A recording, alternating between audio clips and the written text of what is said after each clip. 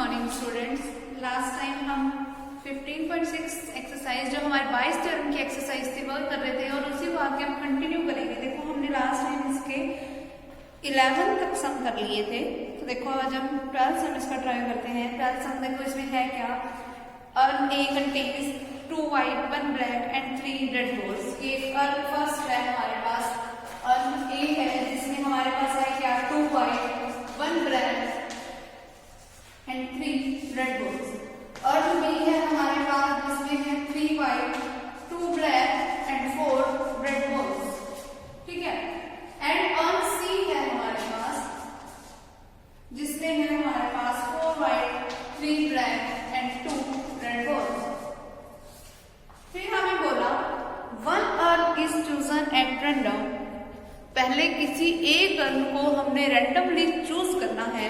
And 2 balls are drawn at random from the urn, फिर हमने उस अर्न में से 2 balls को बाहर निकालना है। फिर if the chosen balls happen to be red and black, अगर जो हमने बॉल चूज की वो रेड और ब्लैक दोनों कलर्स की थी, फिर हमें करना क्या है, what is the probability that both balls come from urn B. हमें ये प्रोबेबिलिटी बतानी है कि जो दोनों बॉल्स निकाली गई हैं किसमें से थी, सेकंड अर्न में से, यानी कि डी अर्न में से। तो देखो सबसे पहले मुझे तीनों अर्न में से किसी एक अर्न को चूज करना है। अर्न को चूज करने की प्रोबेबिलिटी, सबसे पहले मान लो मैंने T1 इवेंट ले लिया जिसमें मैंने फर्स्ट अर्न को चूज किया, तो probability of T1 will be equals to probability of T2 अगर मैंने सेकंड अर्न को चूज किया, is equals to probability of T3 अगर मैंने थर्ड अर्न को चूज किया, इज इक्वल्स टू 1/3। ये हो गया। फिर अब मुझे चाहिए क्या कि मुझे 2 बॉलें बाहर निकालनी। वो 2 बॉलें कैसी हो कि एक तो हमारे पास हो ब्लैक कलर की बॉल और दूसरी कौन सी हो, रेड कलर की बॉल, ठीक है। अगर मैंने फर्स्ट अर्न को सिलेक्ट कर रखा और मैंने कोई एक इवेंट सेलेक्ट कर लिया जिसमें मैं एक रेड और एक ब्लैक बॉल को बाहर निकाल रही हूँ, तो प्रोबेबिलिटी ऑफ A/T1 क्या बनेगी। देखो एक रेड चाहिए, एक मुझे चाहिए ब्लैक, ठीक है। तो टोटल बॉल्स कितनी हो गई मेरे पास, 4। देखो एक चाहिए मुझे ब्लैक, ब्लैक में से एक ही चाहिए, रेड में से भी एक ही चाहिए, ठीक है। डिवाइडेड बाय मेरे पास टोटल बॉल्स कितनी थी, 2 and 1 3, 3 and 3 6 में से मुझे टोटल कितनी चाहिए 2। फिर प्रोबेबिलिटी ऑफ A/T2 मेरे पास क्या बनेगी, अभी मुझे एक रेड एक ब्लैक के लिए, ब्लैक कितनी है 2, 2C1 इनटू में क्या आएगा 4C1 डिवाइडेड बाय टोटल कितनी हो गई 9C2। फिर प्रोबेबिलिटी ऑफ A/T3 मेरे पास क्या बनेगी, वो देखो एक रेड एक ब्लैक 3C1 इनटू में 2C1 डिवाइडेड बाय टोटल कितनी हो गई 9C2। ये हो गया। अब मुझे निकालना क्या है कि जो मैंने ये बॉल्स बाहर निकाली वो सेकंड टर्म में से हो और बी में से, यानी कि मुझे क्या निकालना है, T2/A निकालना है। T2/A निकालना है तो मतलब मुझे क्या करना है, probability of T2 into probability of A/T2 divided by क्या आएगा, प्रोबेबिलिटी ऑफ T1 इनटू में प्रोबेबिलिटी ऑफ A/T1 फिर plus probability of T2 into में प्रोबेबिलिटी ऑफ A/T2 फिर plus probability of T3 into में प्रोबेबिलिटी ऑफ A/T3। इन सब की values मुझे पता है, उन सारी वैल्यूज को हम यहाँ पुट करेंगे, वो मेरे पास क्या आ जाएगी, total probability of taking 1 red and 1 black ball from earn second, ठीक है। उसके बाद देखो नेक्स्ट सम हमारे पास क्या है, देखो 13 सम।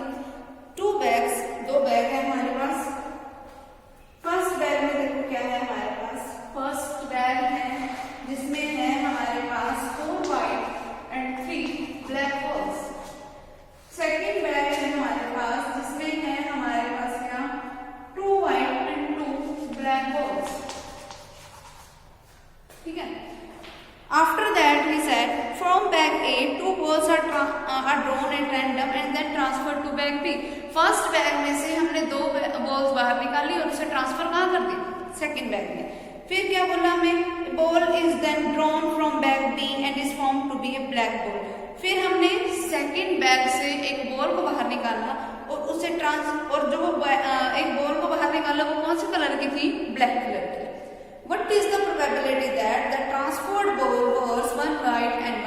ब्लैक। अब मुझे ये प्रोबेबिलिटी बतानी है कि जो बॉल्स हमने ट्रांसफर की थी वो कौन सी थी, एक व्हाइट और एक ब्लैक थी।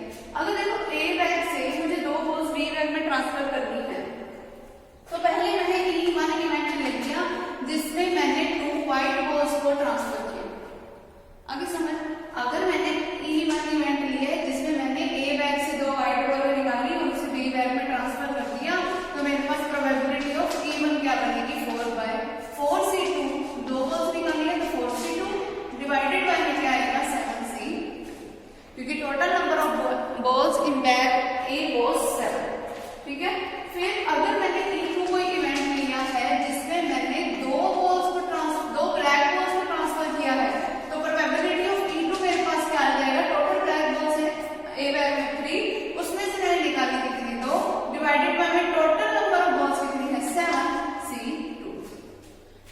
फिर प्रोबेबिलिटी ऑफ E3 मेरे पास क्या आएगी, एक व्हाइट और एक ब्लैक में निकाल सकती थी। E3 मैंने कोई इवेंट लिया जिसमें मैंने 1 व्हाइट एंड 1 ब्लैक लिया।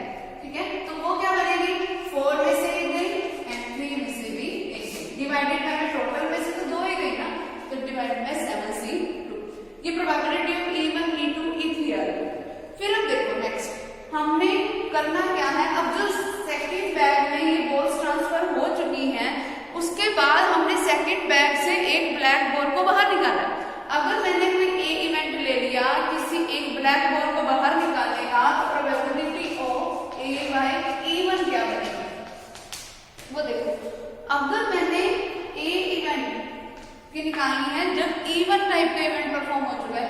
E1 टाइप का इवेंट क्या था कि 2 व्हाइट बॉलें सेकंड बैग में डाली गई है। अगर 2 व्हाइट बॉलें इसमें डाली तो व्हाइट बॉल बढ़ जाएगी, ब्लैक तो उतनी कितनी रहेगी।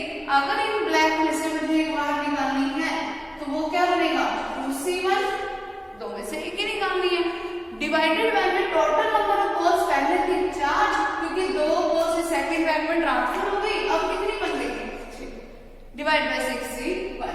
फिर probability of A bye E2 क्या बनेगी। अब देखो अगर 2 ब्लैक बॉल्स, E2 इवेंट कैसा था, 2 ब्लैक बॉल्स अगर मैंने ए से बी में ट्रांसफर की, अगर 2 ब्लैक बॉल मैंने इसमें ट्रांसफर कर दी तो ब्लैक बॉल बढ़ गई इसमें, तो अब ब्लैक बॉल कितनी है, 4C1 डिवाइडेड बाय में टोटल बॉल कितनी हो गई, 6C1। फिर probability of A bye E3 क्या बनेगी।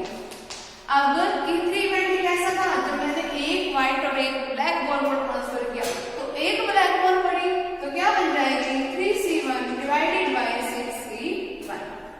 ओके, ठीक है, इस तरीके से मेरे पास ये आ गई। अब मुझे निकालनी क्या है कि जो बॉल हमने बाहर निकाली, जो बॉल ट्रांसफर हुई थी वो कौन सी थी, 1 व्हाइट और 1 ब्लैक वाली, ये प्रोबेबिलिटी निकालनी है। मतलब मुझे निकालना क्या है, probability of E3 by A, क्योंकि 1 व्हाइट 1 ब्लैक तो इसी में ट्रांसफर हुआ था, तो मैं क्या निकालूंगी, E3 बाय A।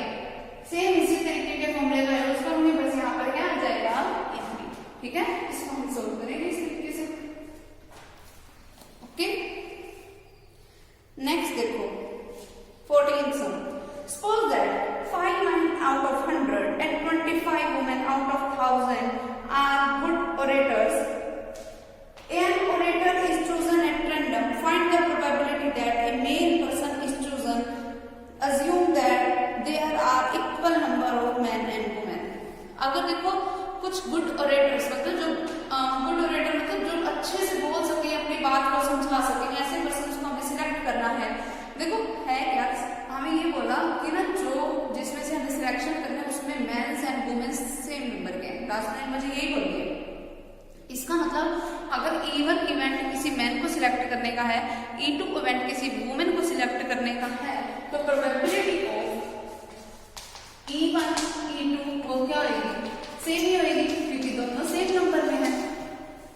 ठीक है, अब देखो टोटल लोग कितने थे, फिर उनमें से गुड ओरेटर्स कितने थे, अब वो केस अलग है। अगर मैं कोई ए इवेंट मानूं गुड ओरेटर्स का, ठीक है, तो probability of A bye E1 कितनी होगी। अगर E1 जो है वो वुमेन को शो कर रहा था और E2 जो है वो मैन को शो कर रहा है, तो probability of A bye E1 देखो क्या बनेगी।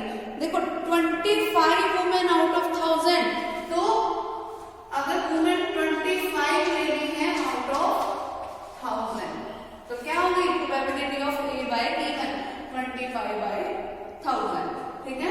फिर probability of A by E2 क्या बनेगी, मैंने क्या बोला उसने 5 9 out of 100, 5/100।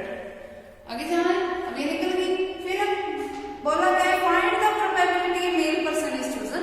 अब मेल पर्सन कब चूज हुआ, जब इवेंट E2 था, तो मतलब मुझे निकालना क्या है, probability of E2 by A। आगे समझ, बस अब वही तरीका, E1 E2 मुझे पता है, A by E1 भी पता है, A by E2 की भी प्रोबेबिलिटी पता है, तो मैं E2 by A को निकाल सकती हूँ, ठीक है। अब नेक्स्ट देखो,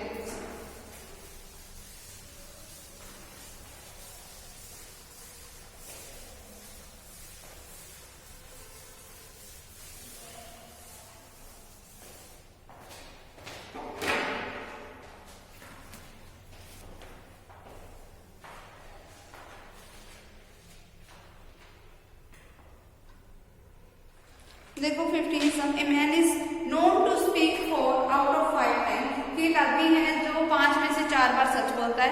ही throws a pair of dice, वो क्या करता है, एक डाई का पेयर को थ्रो करता है, and reports that it was a doublet, और वो बताता है कि ये क्या आया, डबलेट आया, ठीक है। Find the probability it was actually A doublet. देखो वो या तो सच बोल सकता है पर्सन, या फिर क्या बोल सकता है, झूठ बोल सकता है। और डबलेट आने की प्रोबेबिलिटी, अगर इवन इवेंट मैंने ले लिया कि डबलेट आया, ठीक है, और E2 इवेंट मैंने ले लिया कि डबलेट नहीं आ रहा है, ठीक है। और अब देखो हमारे पास साथ में ये भी बोला कि हमें ये बताना है कि हमें ये बोल रखा है कि एक आदमी जो है वो 5 में से 4 बार सच बोल रहा है, यानी कि एक बार क्या बोल रहा है, वो झूठ बोल रहा है। अब find the probability it was actually A doublet. अब देखो अगर मैंने कोई E1 इवेंट ले लिया जिसमें हमारे पास डबलेट आ रहा है, डबलेट वाले देखो अगर मैं 2 डाई को थ्रो करूंगी तो 1 1 आता है, 1 2 आता है, 1 3 अप टू 1 6 इस तरीके से चलता जाता है। अब डबलेट वाले कौन से हो गए, 1 1 2 3 3 4 4 5 5 6 6, ऐसे कितने केस हो गए, 6। तो डबलेट आने की प्रोबेबिलिटी क्या होगी, 6/36, यानी कि 1/6। और डबलेट ना आने की प्रोबेबिलिटी कितनी होगी, 5/6। 1 में से 1/6 को माइनस कर दिया, 5/6 आ गया। अब अगर एक इवेंट सच बोलने का है तो probability of A by E1, A क्या है, सच बोलने का इवेंट, और सच वो कब बोलता है कि डबलेट आ गया, यही बोला ना कि सच वो बोला कि it was actually A doublet. तो सच बोलने की probability of A by E1, E1 event doublet को शो कर रहा था, इसका मतलब उसने सच ही बोला, तो वो सच आने की प्रोबेबिलिटी कितनी दे रखी है मुझे, 4/5। फिर probability of A by E2, वो मेरे पास क्या बनेगी, देखो डबलेट आया नहीं, E2 इवेंट में था कि डबलेट आया नहीं, लेकिन उसने बोला क्या कि डबलेट आया, ठीक है। तो उसकी प्रोबेबिलिटी मेरे पास क्या होगी कि 1 में से माइनस कर दो मैं इसको, ठीक है, वो क्या होगी 1/5। अब मुझे निकालनी क्या है कि जो हमारे पास एक्चुअली केस था कि उसमें डबलेट आया था, तो डबलेट किस केस में आया था, E1 वाले में, मतलब मुझे निकालना क्या है, E1 by E, सिंपल, ठीक है। नेक्स्ट देखो 16 सम क्या है हमारे पास, an insurance company insured 2000 cyclist, एक इंश्योरेंस कंपनी है जिसमें 2000 तो साइक्लिस्ट हैं, 4000 स्कूटर वाले हैं, ठीक है, और 6000 मोटर बाइक वाले हैं, ठीक। फिर उसके बाद बोलो the probability of an accident involving a cyclist, scooter driver and a motor bike drivers are given below. तो सबसे पहले प्रोबेबिलिटी ऑफ E1 क्या है, देखो E1 अगर शो कर रहा है साइक्लिस्ट को, तो E1 की प्रोबेबिलिटी क्या है, 2000 डिवाइडेड में टोटल लोग कितने हो गए, 6000 ये और 4000 ये, 10,000 प्लस 2000 12,000, तो ये क्या होगी 1/6।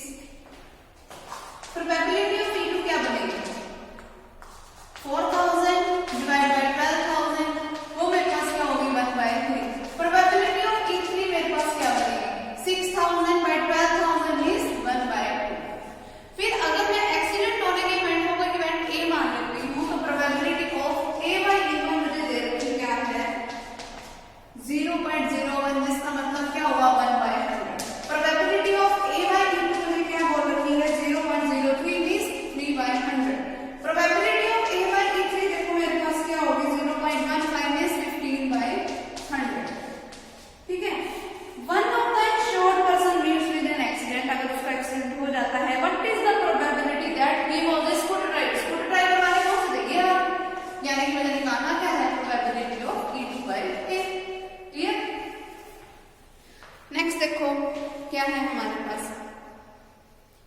17 sum. A doctor is to visit a patient from the past experience.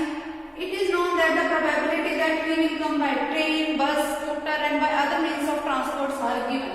So probability of E1 मुझे दे रखी है 3/10. E2 की probability मुझे दे रखी क्या है 1/5. E3 की probability मुझे दे रखी है 1/10. E4 की probability मुझे दे रखी क्या है 2/5. ठीक है, फिर अब लेट होने की हमें प्रोबेबिलिटीज दे रखी है. क्या है the probability that he will be late. अगर लेट होने के इवेंट को मैं ए इवेंट मान लूं तो वो लेट होने की प्रोबेबिलिटी क्या है. Probability of A bye E1 पहले क्या बनेगी देखो 1/4 होगी अगर वो ट्रेन से आता है तो, क्योंकि रिस्पेक्टिवली का केस चल रहा है तो फर्स्ट वाला फर्स्ट के साथ जाएगा. अब E1 वाला ट्रेन का ही केस था तो उसकी प्रोबेबिलिटी क्या है 1/4. फिर A बाय E2 क्या आएगा हमारे पास बस वाला सेकंड वाला केस है यानी कि 1/3. Probability of A by E3 मेरे पास क्या बनेगा 1/12. फिर उसने बोला but if he comes by other means he will not be late. कि अगर वो और किसी तरीके से आता है तो वो लेट नहीं होता, तो वो लेट ही नहीं होता तो लेट होने की प्रोबेबिलिटी तो उसकी 0 हो गई. अब समझ A बाय E 0 कैसे आया. उसने हमें बोला कि वो अदर मींस ऑफ अगर ट्रांसपोर्ट से आता है तब वो लेट ही नहीं होता. अगर वो लेट ही नहीं होता तो उसकी प्रोबेबिलिटी कितनी होगी 0. ठीक है, नल इवेंट का केस हो गया. फिर when he arrives he is late. लेकिन जब वो पहुंचता है तब तक वो लेट है. फिर हमें ये बताना क्या है what is the probability that he comes by train. Train वाला केस कौन सा था फर्स्ट वाला, मतलब मुझे निकालना क्या है probability of E1 by A निकालना. आगे समझ. नेक्स्ट देखो in a test an examiner either guesses or copies or knows the answer to a multiple choice question. 3 तरीके की इवेंट है कि या तो क्वेश्चन के आंसर को गैस करता है या कॉपी करता है या उसका आंसर पता है. The probability that he makes a gas करने की प्रोबेबिलिटी दे रखी है मुझे 1/3. तो प्रोबेबिलिटी ऑफ E1 अगर मेरे पास क्या दे रखी है 1/3, ये कौन सा है गैस करने की. फिर प्रोबेबिलिटी ऑफ E2 मेरे पास क्या दे रखी है अगर वो आंसर को कॉपी करता है. कॉपी करने की प्रोबेबिलिटी क्या है 1/6. फिर प्रोबेबिलिटी ऑफ E3 मेरे पास क्या बनेगी अगर देखो उसको आंसर पता है. ठीक है, ना वो गैस कर रहा ना वो कॉपी कर रहा. ठीक है, तो वो मेरे पास क्या होगा कि अगर उसको आंसर पता है. फिर देखो हमें क्या बोला the probability that his answer is correct and given that he copied it is 1/8. देखो अगर उसको आंसर पता है तो आंसर अगर उसको पता है तो उसके लिए नॉन आंसर के लिए मेरे पास क्या हो जाएगी उसकी प्रोबेबिलिटी 1 ही हो जाएगी क्योंकि फिर वो उसी को टिक करेगा. ठीक है, अब देखो मुझे क्या बोल रखा the probability that his answer is correct. उसके आंसर करेक्ट होने को अगर मैं कोई इवेंट ए मान लूं फिर given that he copied it is 1/8. अगर वो कॉपी कर रहा है मतलब probability of A by E2 मुझे क्या दे रखा है 1/8. ठीक है, ये हो गया. और probability of A by E1 क्या बनेगा वो भी देख लो. देखो E1 इवेंट था गैस करने का. गैस करने के लिए उसके पास कितने ऑप्शन है टोटल 4. तो इसका मतलब गैस तो 4 में से करेगा. तो प्रोबेबिलिटी अब अगर 4 ऑप्शन उसमें सही तो एक ही होगा तो probability of A by E1 क्या होगी मेरे पास 1/4. ठीक है, फिर उसके बाद probability of A by E3 क्या होगा. A बाय E3 अगर उसको आंसर पता था. ठीक है, और साथ में अगर उसका जो आंसर है पहली चीज कि अगर उसको आंसर पता है और उसका आंसर करेक्ट भी है तो वो ऑब्वियसली बनी होगी. आगे समझ. फिर हमें क्या बोला देखो find the probability he know the answer to the question given that he correctly answered it. मतलब मुझे निकालनी क्या है probability of E3 by A निकालनी. क्लियर है. अगला देखो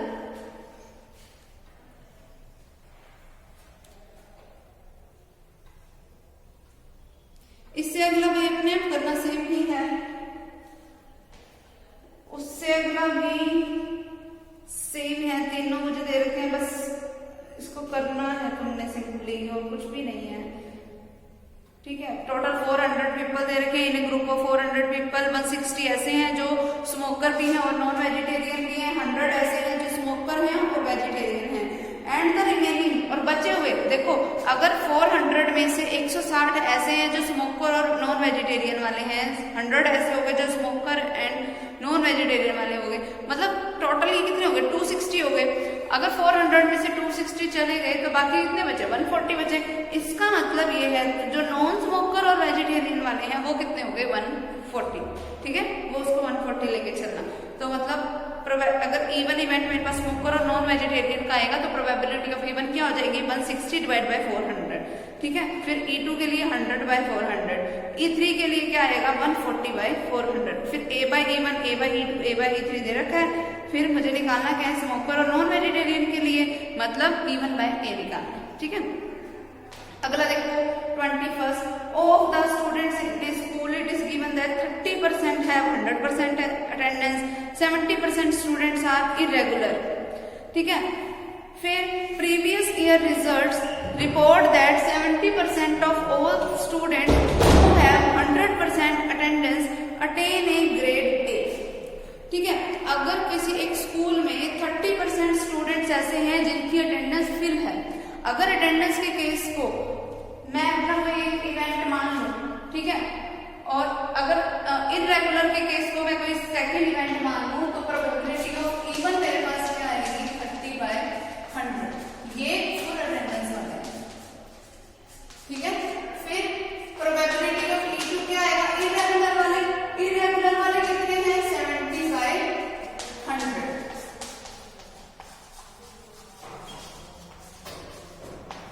ठीक है। फिर उसके बाद क्या बोला previous year results report that 70% of all students who have attend 100% attendance will have grade A and 10% irregular student attain A grade in their annual examination, ठीक है। तो उसने बोला कि प्रीवियस ईयर का जो रिजल्ट था वो ये कहता था कि ना जिनके 100% वाला यानी कि इवन टाइप का इवेंट था उसमें से A ग्रेड वाले लेने वाले स्टूडेंट्स जो है वो नाम दे दो, तो प्रोबेबिलिटी ऑफ E1 मुझे दे रखी है 70% दे रखी है तो 70/100। फिर प्रोबेबिलिटी ऑफ E2 जो इरेगुलर स्टूडेंट्स की A ग्रेड है वो कितनी है 10% मींस 10/100। फिर हमें क्या बोला at the end of the school one student is chosen at random from the school and he was found to be on grade A, यानी कि A ग्रेड का तो है। what is the probability that the student has 100% attendance, 100% attendance का case कौन सा है E1 वाला, मतलब मुझे निकालना क्या है probability of E1 by E निकालना। आगे समझ सिंपल है, इसी तरीके से इसको सोल्व करना, ठीक है। फिर उसके बाद नेक्स्ट क्वेश्चन देखो,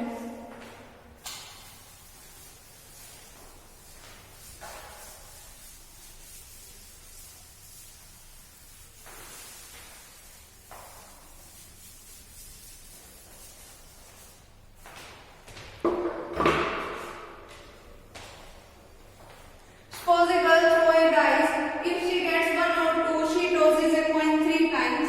एक लड़की है जो एक डाई को थ्रो करती है और अगर उसको 1 और 2 मिलता है तो वो क्या करती है कॉइन को 3 टाइम टॉस करती है, notes the number of tails, और नंबर ऑफ टेल्स को नोट करती है वो।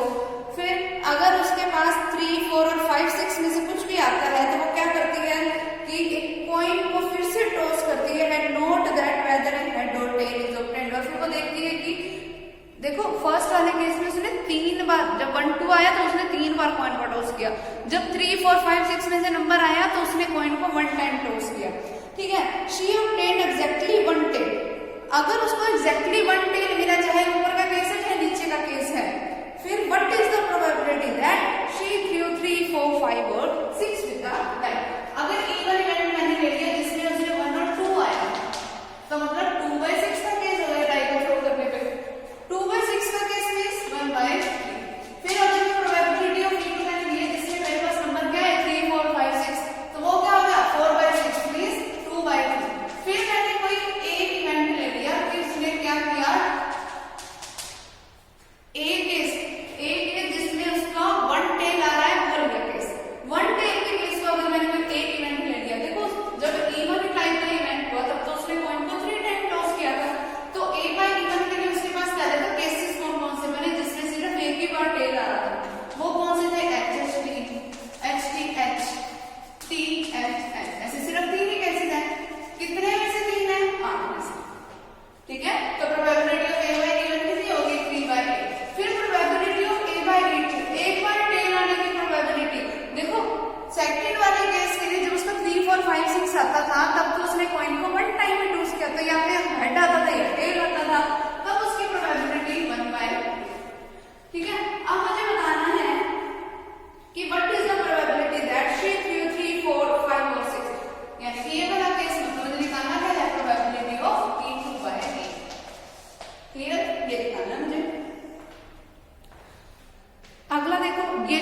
अगले वाले में मुझे दे रखा है ना 4:1:2, तो मतलब इसको प्रोबेबिलिटी ऑफ E1 आपकी बनेगी, क्या दे रखा है मुझे 4:1:2 दे रखा है, तो 4 बाय तीन बार टोटल कर दो 7। E2 की प्रोबेबिलिटी क्या बनेगी, बीच का क्या है 1 डिवाइडेड बाय इनका टोटल 7। फिर प्रोबेबिलिटी ऑफ E3 मेरे पास क्या बनेगी 2/7, और फिर A/E1 A/E2 A/E3 की मुझे प्रोबेबिलिटीज दे रखी है, वो मुझे सिंपल ही लिखनी है, ठीक है क्लियर। फिर मुझे B और C की इकट्ठी निकालनी है, तो या तो प्रोबेबिलिटी ऑफ E2/A में ऐड कर दो E3/A को, वो तुम्हारी मर्जी है, या 1 में से माइनस कर दो E1/A, ठीक है। अगला हो जाएगा इससे।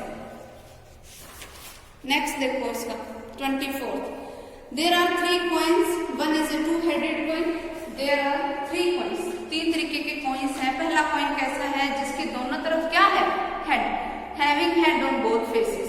दूसरा कॉइन कैसा है, जो एक बाइज्ड कॉइन है, जिसमें हेड बाइज्ड कॉइन मतलब जो कि एक्चुअली में हिंदी में होता है ना खोटा सिक्का, जिसमें एक्चुअल परफेक्ट रिजल्ट नहीं आता, दोनों केसेस के आने की प्रोबेबिलिटी जिसमें सेम नहीं होती, बाइज्ड कॉइन वो होगा। तो टेल आने की प्रोबेबिलिटी इसमें है 25/100, इसका मतलब हेड आने की प्रोबेबिलिटी कितनी है 75/100 है। और थर्ड कॉइन जो है वो अनबाइज्ड कॉइन है, मतलब वो बिल्कुल सही कॉइन है, तो उनकी प्रोबेबिलिटी 1/2 ही होगी, ठीक है। One of the 3 coins is chosen at random, अब इन तीनों में से किसी एक को रैंडमली चूज किया गया, इट शोज हेड, तो वो हेड को शो कर रहा है। तो पहले तो 3 कॉइन थे, उनमें से किसी एक को रैंडमली चूज किया गया, तो तीनों की प्रोबेबिलिटी सेम रहेगी, ठीक है, वो क्या होगी 1/2। फिर A अगर मैंने कोई इवेंट ले लिया जिसमें हेड आ रहा है, जिसमें मुझे हेड आने को बोला, अब A/E1 क्या होगा, देखो E1 केस कैसा था जिसमें दोनों तरफ हेड था, तो उस दोनों तरफ हेड है, तो जैसे मर्जी उठा लो, आना तो हेड ही है, तो A/E1 की प्रोबेबिलिटी बनी। फिर A/E2, A इवेंट हेड आने का है, अब देखो 25% केसेस में टेल आता है, तो मतलब 75% केसेस में क्या आता है हेड, तो 75/100। फिर A/E3 मेरे पास क्या बनेगा, वो क्या है अनबाइज्ड कॉइन है, तो उसकी प्रोबेबिलिटी 1/2, ठीक है। अब क्या बोलना है, what is the probability that it was two headed coin, मतलब निकालना क्या है प्रोबेबिलिटी ऑफ E1/A निकालना है, क्लियर। लास्ट क्वेश्चन देखो इस एक्सरसाइज का, the members of consulting firm rent cars from 3 rental agencies for different agencies are मुझे गिवन है। E1 की प्रोबेबिलिटी दे रखी है, E2 की दे रखी है, E3 की दे रखी है। From past experience it was know that 90% of the cars of agency x need is service and tuning before renting. फिर अगर मैं इस सर्विसिंग वगैरह के इवेंट वगैरह में इवेंट मानूं, तो प्रोबेबिलिटी ऑफ A/E1 मेरे पास क्या बनेगी 9/100, A/E2 क्या बनेगी 12/100, A/E3 मेरे पास क्या बनेगी 10/100। फिर if the rental car delivered to the firm needs service and tuning, find the probability that agency Z is not blamed. Z वाले को ब्लेम नहीं करना, यानी कि मुझे निकालना क्या है probability of E3 bar by में A को निकालना है। E3 bar divide by A को कैसे निकालूंगी, probability of E3 by A को 1 में से माइनस करके, ठीक है। पहले ये निकालो और उसको यहाँ पे पुट कर दो, हमारा रिजल्ट आ जाएगा, क्लियर। तो ये एक्सरसाइज हमारे पास कंप्लीट होगी। अब हम नेक्स्ट एक्सरसाइज अगली बार करेंगे, ठीक है।